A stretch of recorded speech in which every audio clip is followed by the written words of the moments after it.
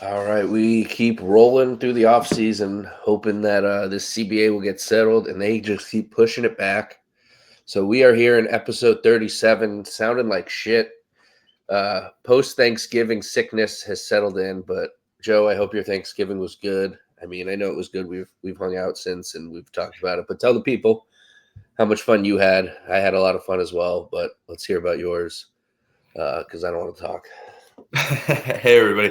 Feel like we're pulling Michael Jordan flu games over here, trying to bring the news. We were debating whether or not we were even going to record, but like Alex mentioned, there was some kind of CBA news, so we wanted to make sure we brought that to you guys. Hope everyone had a good Thanksgiving. My family, we still do the two Thanksgivings, so we go to my in-laws and then we head to my family's. So it's a lot of food. You can't. Yeah, you can only imagine trying to tell your mother and your mother-in-law you're full and not eating their dinners that they spent all day cooking. So we've learned over the years we just got to suck it up, and calories don't count on Thanksgiving. And the best part is plenty of leftovers. So like after recording here, I'll be heating up the final leftovers from Thanksgiving, which I don't know where it ranks. We got maybe somewhere top 10, top 5 leftovers. Thanksgiving's got leftovers got to be up there for best leftovers. Yeah. So I've been doing the same Thanksgiving my entire life, going to Long Island, usually take the ferry in. This year we take the ferry in, and most years we eat on the ferry for breakfast. This year I went full bacon, egg, and cheese and hash browns to warm my stomach up for the full meal. Went full breakfast, lunch, and dinner there. We do full appetizers, full. It's just eating all day. So starting around noonish, 1ish. So when we're on the ferry around 10, 11. So get a little breakfast in, warm up the stomach, and then you're there all day talking to people. Big family get together. So it's exhausting and tiring, and you get sick from talking to people. My sister's a teacher, so she's probably sick from a bunch of her kids, and everyone's got dogs and kids, so there's germs everywhere. So So in other um, words, I'm blaming you for getting sick then, because maybe. we saw each other on Friday, Maybe, and honestly. But I wasn't sick until after I saw you. so I didn't maybe get sick till the this blame goes my way. Yeah, maybe. I wasn't because everyone's sick. It's people sick in my family, so I'm blaming the world. I think everyone's sick right now. Yeah, I think just a combination of like it was like 50, 60 degrees one of the days, and then immediately afterwards it dropped like 30 degrees. So I think that always plays a part because I myself included, you just want to take your jacket off and just go, I don't need it today. It's nice, but then we all become victims of it. But I got a question for you. Today is Cyber Monday. Did you make any purchases? No, I feel like Cyber Monday and Black Friday is just like every day in November. So it's like, what's the deal? No, I did all my shopping with you on Black Friday, and that was it. And then I got to do more Christmas shopping later. Yeah, But I know. I've been struggling to put a list together because with my birthday being, literally less than a month ago now, it feels like, or yeah, literally a month ago, it's very hard for me to come up with a second list for Christmas. So I've been like looking at all the things like, do I want stuff for my yard? Maybe when it's done down the road and I have the things already, or am I trying to get something more techy with all my little electronics that I love having? So it's frustrating. I'm like, gift cards are always the answer. I know that could be the answer, but like, come on, who wants to open gift cards at Christmas? Like, you want to open up a real gift. That's at yeah, least one. I know. Yeah, I can't believe your birthday party was a month ago.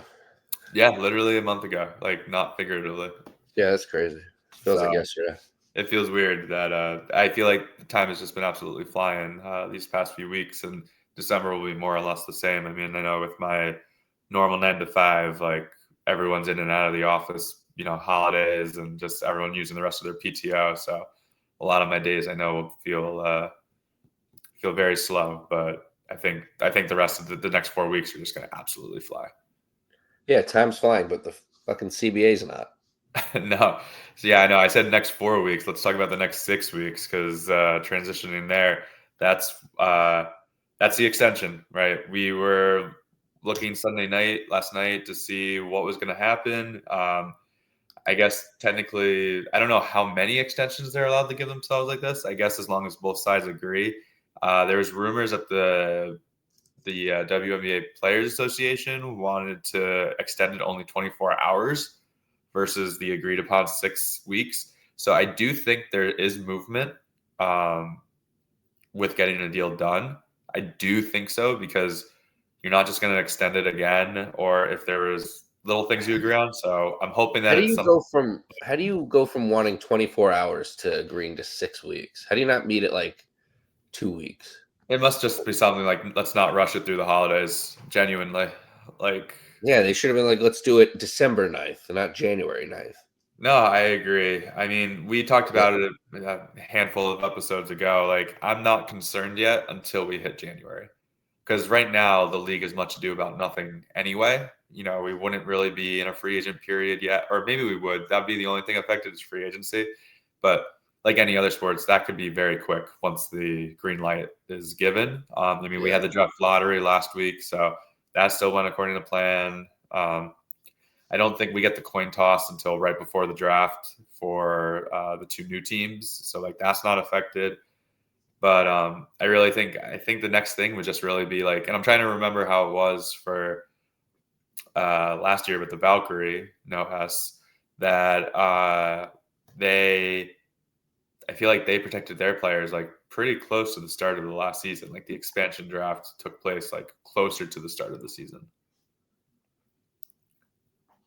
Yeah, I don't really remember much of it. That was before our time.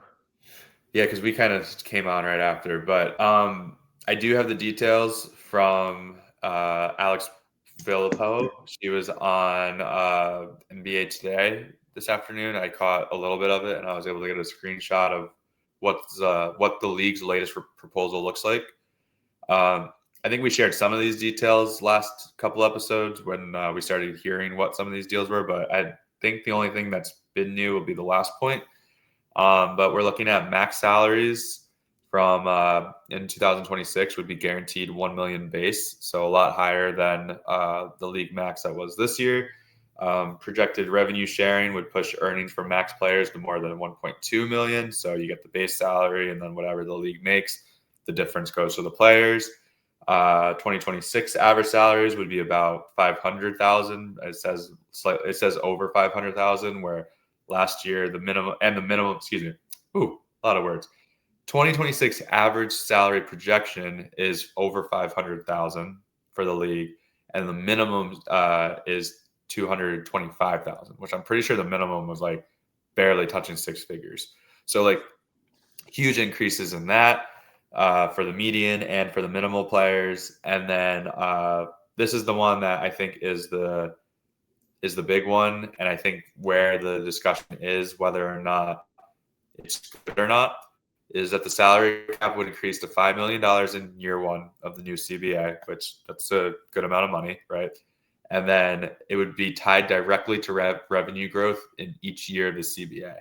I think where the arguments have been is whether that should be a fixed growth, where every year, let's just throw out a number, it's 3% every year, no matter the growth, versus if one year the growth should be 3% or 7% or 11% or 2% based on the revenue of the league.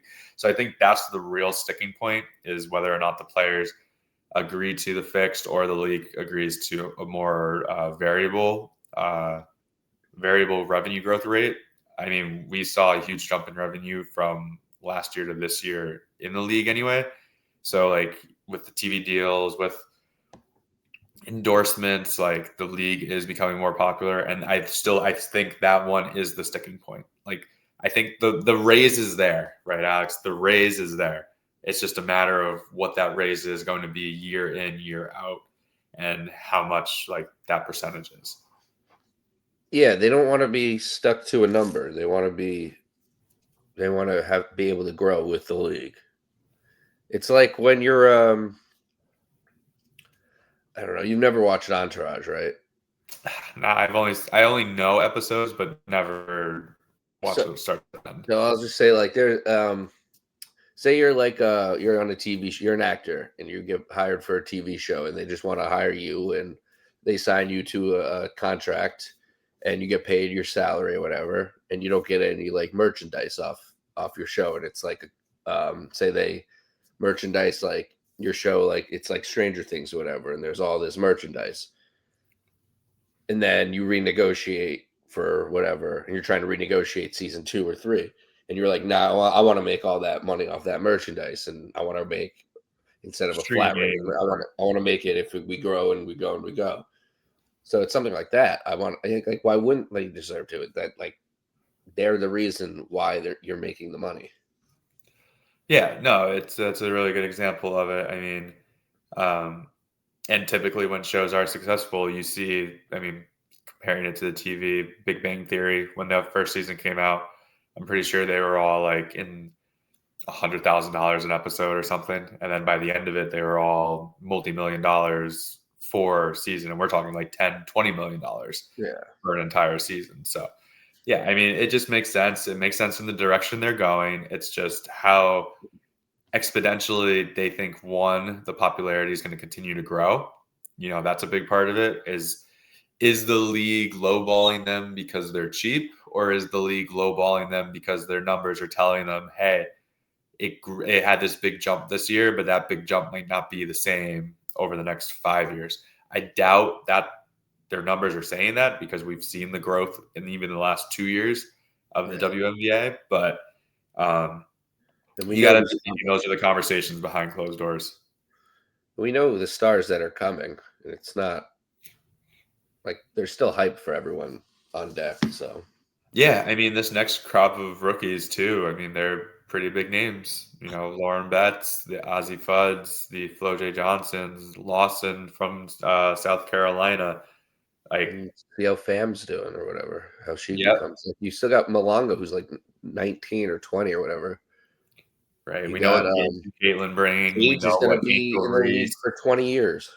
Asia Wilson has her big following still as in her prime. Like, there's the names are there. You know, the more you get people following that come in for Juju, that came in for Caitlin. Well, I don't know about Caitlin. She has her own crazies. She's like Taylor Swift. Like, I don't know if you can get her fans off of her, but they seem to only watch her. But people come in for Paige. People come in for AZ. People come in for Juju. People come in from France for Malonga. I don't know. But, like, now you see Asia, and you're like, wow, she's the GOAT. Like, that might be the best player of all time. Like, let me watch. Like, now I'm a fan of more than you see, like, somebody else, and you just become AT, and you're just like, wow, she's a triple double machine. Like, and then you just learn about all the stars, and like that's how you grow the league. As someone, it's kind of funny. You can put yourself in these shoes of like the new age fan, right? Like, I'm not saying I'm a longtime WNBA fan, but I watched it because it's basketball, and I'll watch whatever basketball. But like, you kind of came into this league like on the tail end of last year or 2 seasons ago now, right? Where you only knew Connecticut, right? You only knew what you saw and what you learned. And then you were able to build your own opinion on the other 12, 13 teams in the league, and then learn the league, learn the players. Like, you have your favorite players who aren't on Connecticut. You have your favorite players that are on Connecticut, obviously. But like, that's the natural progression of the fan. Like, you like one team, you get involved, and then you fall in love with the other teams and players. Like, people make fun of me in the NBA because my first team that I really saw coming in was the Orlando Magic. And it was Tracy McGrady, and whatever it was, 2002 was when I really started understanding basketball. And he got traded to the Rockets like 1 year later. So I immediately jumped from being, you know, an 11, 12-year-old and being like, I love the Orlando Magic. And I was like, well, wait, no, I love Tracy McGrady. Now I'm a Rockets fan. And then the Rockets fan turned into, wow, I really love the Tim Duncan Spurs sometimes, and the Steve Nash and Dirk Nowitzki Dallas Mavericks, and then LaMarcus Aldridge and Brandon Roy. Like, that's a killer. Like, you start learning and loving and appreciating like the rest of the league. Don't get me wrong, still a Rockets fan to this day. I've claimed my flag there, and that's where I belong. But, you know, then there's also me rooting for the Knicks because they're my local team. So it's like, that's how the league needs to build. You just have identity crisis when it comes to sports fandoms. Let's just get that out of the way. I also think that's why the NBA is also a joke when it comes to just being a league and like the fans, but it is a mega money marketing machine. So it You wins. know the people. It wins that. Yeah. So when it comes to like fandom and like diehards and like it's the Knicks, the Celtics, the Lakers. Sometimes I mean I'm sure Lakers have their like fake. I'm sure all of them. I mean the Knicks have all their fake fans too, but it's just Yeah. like, they're all the biggest cities in the world. You have the Spurs probably. Um, I don't know. I'm sure there's a bunch of others, but there's a lot of just like, oh, if you got the big stars, if Kevin Durant's there, if LeBron's Golden there, State Warriors when they yeah, first yeah, started their bandwagon, like, which is we look crazy back because they now, were like the underdogs. we Then they hated became the them. We heels. hated them in the beginning. Well, no, not hated them in the No, beginning. We liked them in the beginning. It was yeah, everyone liked a it. young Everyone was like Curry, Curry's a sick. young Thomas, David Lee was there. Like there was like good people, and then all of Who a were they sudden, beating like, too? They were beating like big teams. right, and then they became the villains, which Yeah, especially when happened. they get KD. So yeah, so I think bring it back to the W. I think it's good to like. I think my point was like you have it's people from the outside think this W is like, oh, now they have Caitlyn, now they're getting Paige. So it's like they have two good players. But it's like, oh, now if you watch, you're like, oh no, the entire league is good. It's just like the only thing wrong with it is just it's a small league. Right. And it's like there's not a lot of teams, but oh, it's expanding and oh, it's getting bigger and oh, more people are watching and oh, some of the best young players that we haven't seen in a while are now coming in to match these players that have been here since Sue Bird, and now Asia Wilson is having some of the best players since her. It's I think people are just recognizing that it's in a boom period, and there are stars that have been there and are still there, like AT and Asia Wilson, and name whoever you want. There's 10 to 15 great players that can win MVP in a year. Brianna Stewart, Sabrina, literally. No, I 100% agree, and that's why I'm still not in fear of a lockout. I don't think it's happening. I think they'd be risking too much after the season they just came off of to lose a prime year of the star players and the upcoming young players. We Like could get like a partial lockout and get like a fucking it could happen. 28 game season. It could happen. It really could. I mean, I just think that'd be horrifying to do when the league is going to be 99% free agents. You're adding two teams, so there's going to be a lot of player movement. Like, don't buy any jerseys, everybody. Hold off on buying your jerseys until further notice here. So, excuse me. This is just a hypo. This is impossible, I think, but just go fucking full lockout. Not lockout. Just agree to go full off season 2026. One entire year. Get a draft in. Get their full expansion draft in. Get a full draft in. Let the teams practice for an entire year or whatever. Sign everybody. Get the CBA settled for an entire year. Let people sign over time.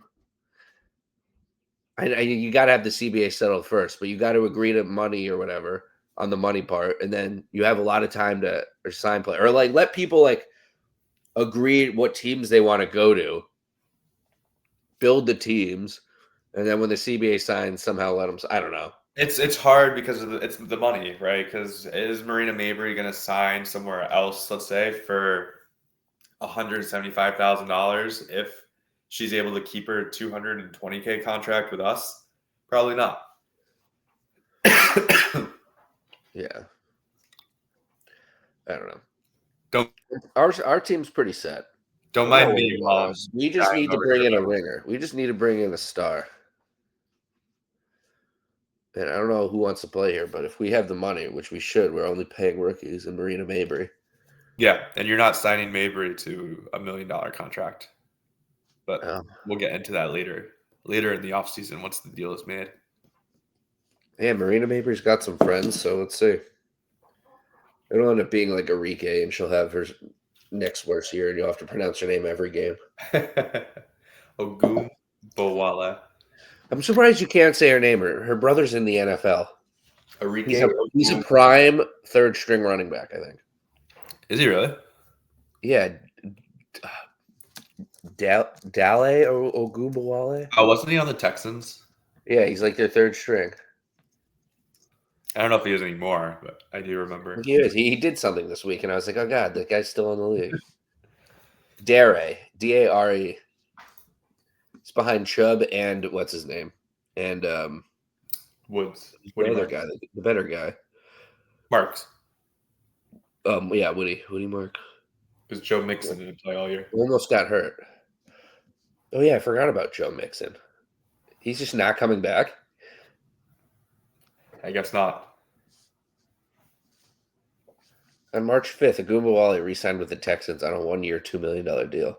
You know what I'm realizing? Every time I see a date, it's like March now, which is my birth month. Like, I've been watching so many documentaries on Netflix, and it's like anytime somebody died or anytime somebody did something to somebody, it's like March. I'm like, it's the best month for action, I guess. Just be aware. Next time you watch a documentary, March. it'll be like 7 out of 10. It'll be a March, which is crazy odds because there's 12 months to do. So That's a cold month to do a crime. you know why? It's because everyone's so tied up in the wintertime that March is their freedom. So just looking more about this 40-day agreement, there's an article on ESPN from Alex Philippou and From who? Alexa Philippou and Ramona Shelburne. Is that how we're saying it? Philippou? Yeah, I actually I've never attempted. I actually watched the video where I pronounced it. Sweet. Alexa Philippou. Philippou. Oh, by the way, I wanted to Tony Reali stat boy you earlier, and I forgot. You said it backwards, and you were trying to say it correct. You said Golden State Valkyrie, no S. It's Valkyries with an S. Oh, is it? Shit. Yes. This is look at me trying to be too cute over here. I know. You had it. Said it backwards. But there's just a line here, or I guess 2 paragraphs where it quickly says, the current agreement also has separate revenue sharing provisions that grant direct payments to players if the league hits a certain revenue target. This is yet to happen because of the pandemic.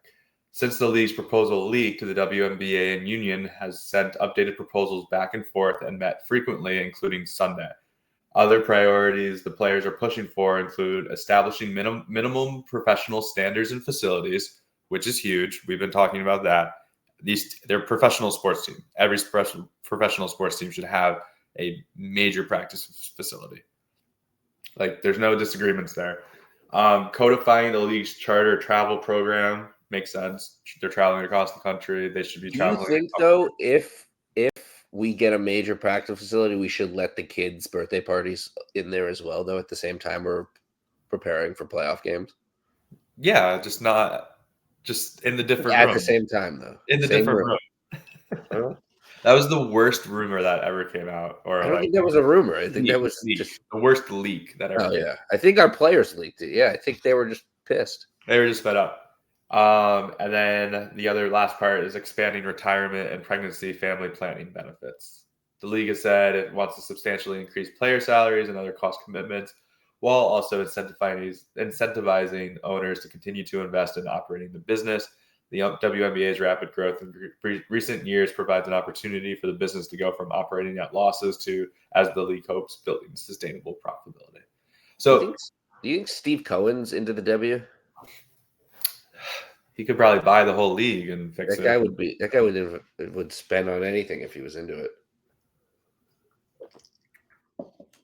it. Yeah, those are all like things that like any professional league should have if they want to be smart and grow and protect their players. I don't know what the problem is. There's plenty of room in Uncle Phil. I think it's really just not about year one of the deal. It's about, I don't know how long these years would be. Is it a 5-year deal? Is it a 3-year deal? I think that's what it comes down to. Like, how long is this new CBA going to last? You don't think the casino has room in the money for a fucking practice facility, a fucking basketball court? All right, we've been to the casino. You don't think they could put a court in for us to play? Like, people at the casino, like, you swipe in, you can go play. I'm saying we've been to the property more times than Right? not. You can easily put it on that property Yeah, somewhere. you can put multiple. A super nice facility where then they only have to take like a bus, like a You know, quick when you drive bus. in where that bar was, where it's like that health center now, you can put Exactly one what I'm talking about. over there. Exactly what I'm talking about. Yeah, there's plenty of spots. God, it feels like we've been talking forever. It's only been 25 minutes. Um, this is definitely going to be a shorter episode. I don't know how much longer we're going, but Yeah, Joe, I mean, we're what both else we fighting got? for. I apologize to everyone. I'm trying to mute myself when I'm about to cough and No, please do. all I that. do it as well. Have you had any thoughts on early thoughts on the draft lottery about where players might end up? I was watching the UCLA game the other night versus Tennessee, and they were talking about That's multiple players on both teams between Tennessee and UCLA getting drafted. I think they had Lauren Betts as number 4 on the big board jeez.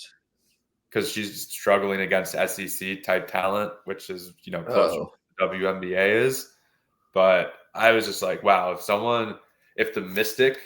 if she drops to the Mystic, considering or how good I did on my draft picks last year, I'll have to see how good I do with my research this year. I have to see what my boy Hunter Cruz says. I haven't watched his videos yet. that's true. Yeah, I haven't seen anything. I mean, I haven't really looked at But damn, her, that but sucks if she's struggling. We could use a center though. So fall to 15. What are we, 15? Think she's yeah, gonna fall all the way from one? 12 and 15. Think she could fall to 12 from one? She would have to be a pretty bad person to Think she'd have fall. to lose her foot or hurt somebody.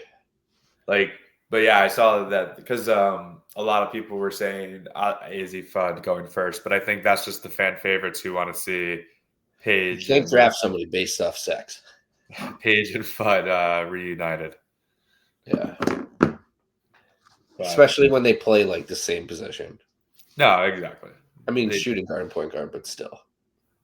You right. don't I need wouldn't two consider guards. Paige a pure point guard. You wouldn't? No, she's more of a 2. But like you want the ball in her hands so much. I Yeah, just no, she's a playmaker for sure, but I would consider her more of a 2. So yeah, I mean, I haven't really seen a lot of these other players play. I think they just AZ, had like is AZ more of a stand-up shooter, or is she gonna like control? Is she control? I haven't watched UConn yet, women's much. I I haven't barely even got we time to haven't. watch the men's two men's games where they played BYU. I was at a wedding. I watched the first half on my phone, and then I was drunk and dancing, and thank God, missed the second half where they fucking almost blew it. And then the next game was um the Arizona game. We lost. I watched most of that. I can't remember what I was doing, but I had to be in and out, and I missed some of it, and I had Yeah. to keep I checking in and out. But I was, oh no, Saturday we were with you, and or Friday was with you, and I was checking in and out on that game. We yeah, won, but the yeah. Arizona game as well when we lost, I had to miss some of that as well. So Yeah. yeah, I've been busy during UConn men's games as well, and that's like one of my all-time favorite sports teams to watch. So yeah, that stinks so far. So I haven't even gotten a chance to really focus in on the women yet. So I hope AZ's like taking over and like doing everything because I mean, just from a numbers standpoint, she's averaging almost 25 points a game. So that's sick. whatever that means. Yeah, because with Paige, I feel like she almost becomes like a Oh, just kidding. That's shooter. per 36 minutes. She's averaging almost 20 a game. I apologize. Yeah, it's still pretty fucking good. But yeah, I feel like with Paige, I don't know, just the little I was watching in the tournament and stuff, I felt like she was like primary, just like, oh, I'm open because Paige is getting triple teamed and I'm Sure. draining threes. Um, Yeah, I'd be interested. I'd be very interested going down the road, seeing how we don't end up with one of the UCLA players. They have probably 5 first-round picks on their roster, their starting lineup. So pretty good then. it's a pretty good team.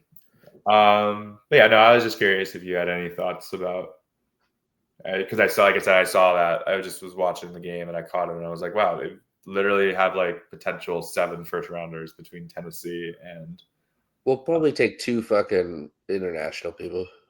I got to assume one of them is going to be slotted. I'd be very surprised. Early takes just seems like the right move, but I don't know. That other piece, Depends how let many me, people we sign. I'd yeah, rather have, like, 2 draft picks at the end of our bench than, no offense, Haley Peters again. yeah, It depends. It depends. If we can sign the vets to actually play right. and we have really good vets, I'd love just rookie depth and obviously 1 or 2 vet depth pieces that we can sign. We don't need to. It doesn't need to be like the lowest lows of the league. It could be like I don't know. I'm trying to think of somebody. I'd be very hard pressed to not see our roster improve from this past year to now. A full year of Layla Lacan, potentially, and Morrow getting better, Rivers getting better. Oh yeah. Um, Oh you yeah. gotta think Our like core is going to be so good. We just need it's just who we signed to play with them, and if Marine right, is going to take a step it's up the or step size. back. Are you protecting Olivia Nelson Adota? Are you letting her walk, or because No, then need she's on size? our team. She's on our team. She's restricted, Yeah, she's got 1 year locked in. so hopefully So we she. have her and we have Aaliyah, Yep. So like but the core is it's the there. yeah, it's just who the veterans we sign. We can't win with that in Marina. We No, know that already. right. So we need somebody better than Marina. We need a 1A. And you need size, whether that's Tina again, whether that's We might somebody even else. need a 1A and a 1B, and Marina could be the 1C to just shoot threes Right. and do her little get inside and hit the layups and get the and ones. But yeah, I mean, lot to go through the rest of this offseason, but really it comes down to when is the CBA signed. If that happens in the next month or so, then then the offseason domino effect starts taking place. Like I said, I'd offer Asia Wilson a piece of the casino to get her to sign here for 10 years. It's that You don't simple. think Vegas has a better casino to offer? They do, but are they offering it? Oh, here you go. Here's one last thing, completely unrelated to the Sun, She but doesn't play in the casino either. I don't know if they can. that's true. I don't know the rules. One last subject here because I know we wanted to cut shorter tonight. How do you feel? We can And keep it going for like 10 more minutes if you want.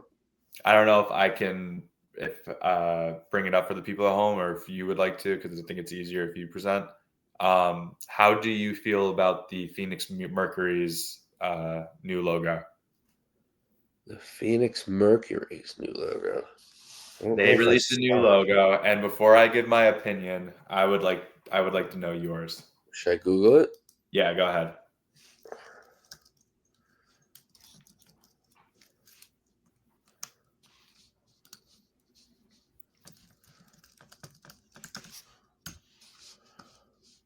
For the people at home, they haven't released the Let me go to Google they Images did a first. whole image rebrand. Yahoo, come on. I mean, I think I can share. Phoenix Mercury new logo. That is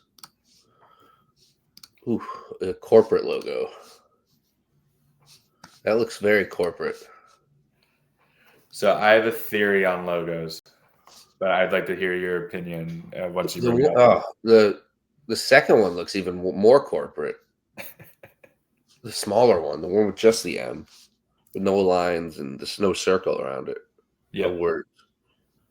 Do you want me to bring it up? yeah, bring it up for the people who are still watching.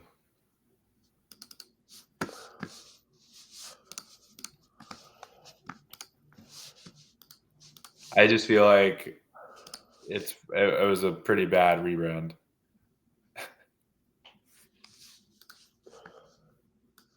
Yeah, that compared to the old logos,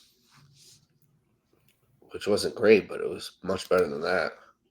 So I have this theory with logos that sports have been doing is that everyone is going with a minimalist look, right? Back in the day, the logos used to have all the lines, used to have something to do with basketball built in. Now it's like all these designers are going with something easy that they can just mass produce on everything. But I also was reading comments like the one on the left is definitely better than the one on the right, but the M just looks terrible in my opinion. But someone was saying Dairy Queen needs to sue the Sun because the M looks like the same logo as the Dairy Queen logo, but What? like it's like the same like font or something. Really? Yeah, I was like, Yeah, kind of. But like, yeah, I guess they own the font. That's funny. so I mean, the WWE Raw logo is just the Ram logo, Ram truck. Yeah, I mean, I feel like, I mean, the minimalist thing is like all corporate logos do that too. It's like sucks, like lowercase letters too. Silicon Valley makes a joke about that. Um, but it's like also I feel like they're always changing it so they can always like do throwback stuff and make money off that as well. or for not even for the throwbacks, just to charge people new for the Sometimes new jersey, the new logo, the that new. too, but do better. Like nobody wants this shit. But also like, how long Where do did you they get think all this this logo stuff? took to make? I'm sure they worked hard on it and That's probably what I'm put, saying. yeah. Like that's what they came up with. So I don't know. We'll see what it does on the courts, what it looks like, and I mean, Like there's they probably probably took the same amount of time on this that the Utah Jazz took on their original logo in the same pitches and boardrooms with the mountains and the fucking sweet ass Carl that's the Malone one jerseys. of the best logos. The Purple Mountain jerseys. Anything that has to do with your city or an animal, like your logo, your something hidden in your logo, it's cool. I don't know if there's anything hidden in this, but if it is, it's just like an orange here, right here. Well, that's the thing. Like you look at this and you wouldn't even think basketball. Now that's their next thing is how do they make this about I basketball? wouldn't even think You know. Phoenix or Mercury or yeah, basketball or sports. I would think like Mercury fuels. God damn. Just to poke a little fun. Melissa But I was Thomas should very demand a curious. trade. I was very curious of your opinion because Yeah, that's I, bad. I I saw it and I was just like, I don't know how I feel about this one. Was it getting shit on? Yeah, oh yeah. Good. Oh yeah, WNBA Twitter, if anyone ever is on there, it's the most volatile place I've ever seen in my life.